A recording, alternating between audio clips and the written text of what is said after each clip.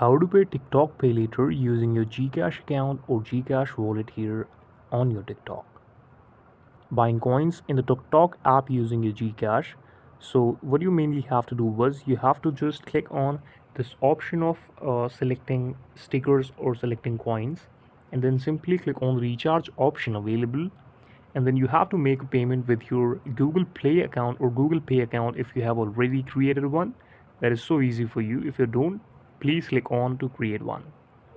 Now, buy coins in the recharge using GCash. Go to the TikTok recharge section, and then you have to simply click on the preferable amount you want to select, and then you can enter the card or your GCash account number, confirm the payment, and now you will be redirected to this option and you can buy anything from there. So this is about the video how you can do it. Thank you so much for watching it, and please subscribe to the channel for watching such updates like this.